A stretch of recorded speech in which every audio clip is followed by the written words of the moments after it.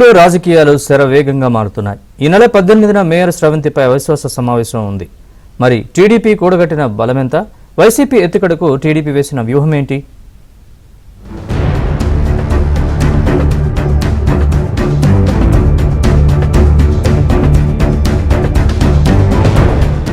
Nellore politics గతంలో ఎన్నడూ లేనంత రసవత్తరంగా మారాయి. మేయర్ పదవి రెండు పార్టీలకు సవాల్గా మారింది. మూడవ వంతు బలం ఉంటే అవిశ్వాసం వీగిపోతోంది. వైసీపీ మూడో వంతు బలాన్ని కూడగట్టడంలో విఫలమైంది. మంత్రి Narayana, rural MLA Kotamreddy Sridhar Reddy YCP నేతల ఎత్తులకి పై ఎత్తులు వేస్తూ టీడీపీ బలం పెంచారు. చివరికి మేయర్ పదవికి రాజీనామా చేస్తున్నట్టు ప్రకటించారు. రాజీనామా ఆమోదం పొందితే ఎన్నికల సంఘం అనుమతితో నూతన మేయర్ ఎన్నిక జరగాల్సి ఉంది. మేయర్ స్రవంతి, ఆమె భర్త జయవర్ధన్ రూరల్ ఎమ్మెల్యే కోటంరెడ్డి శ్రీధర్ రెడ్డితో పాటు వైసీపీ నుంచి టీడీపీలో చేరారు. గత సార్వత్రిక ఎన్నికలకు ముందు మళ్లీ వైసీపీకి వెళ్లారు. కూటమి ప్రభుత్వం అధికారంలోకి వచ్చాక వైసీపీకి రాజీనామా చేసి న్యూట్రల్ గా ఉన్నారు. ఇటీవల వైసీపీ జిల్లా అధ్యక్షుడు కాకాని గోవర్ధన్ రెడ్డిని కలిసి ఆ పార్టీలో చేరినట్టు సంకేతాలు ఇచ్చారు. దాంతో టీడీపీలో ఉన్న కార్పొరేటర్లు మేయర్పై అవిశ్వాసం పెట్టి తీరాల్సిందేనని పట్టుబట్టారు. రాజకీయాల్లో అల్లీబిల్లీ ఆటలే మేయర్ కొంపముంచాయి.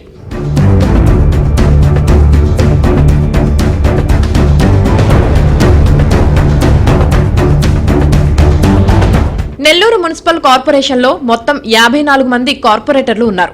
ఒకరు రాజీనామా చేయగా టీడీపీకి 42 మంది, వైసీపీకి 11 మంది మిగిలారు.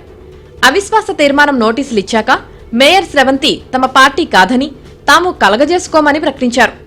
ఇదే క్రమంలో ఇటీవల మాజీ మంత్రి అనిల్ కుమార్ అకస్మాత్తుగా ఎంట్రీ ఇచ్చారు. ఎమ్మెల్సీ చంద్రశేఖర్ రెడ్డితో కలిసి టీడీపీలో ఉన్న 5 కార్పొరేటర్లని పార్టీ అధినేత జగన్ వద్దకి తీసుకువెళ్లారు. జగన్ వారికి కండువాలు కప్పారు. తమ బలం 16కు పెరిగిందని, అవిశ్వాసం వీగిపోయేలా చేస్తామని గొప్పలకు పోయారు. సరిగ్గా గంట గడవక మునిపే 5గురిలో 2 తాము టీడీపీలోనే కొనసాగుతామని సెల్ఫీ వీడియోలు విడుదల చేశారు. దీంతో పార్టీ, జగన్తో పాటు మాజీ మంత్రి అనిల్ కుమార్, ఎమ్మెల్సీ చంద్రశేఖర్ రెడ్డి పరువు పోయింది. వైసీపీ కార్పొరేటర్ కరీముల్లా గతంలో డిప్యూటీ మేయర్ పదవికి పోటీ చేశారు.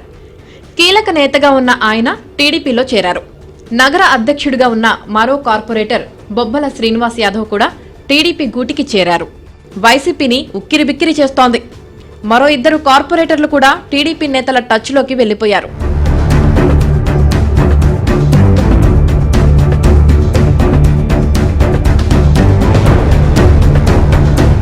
టీడీపీలో ఉన్న కార్పొరేటర్లని తమ వైపు లాగేందుకు వైసీపీ నేతలు విశ్వ ప్రయత్నాలు చేశారు.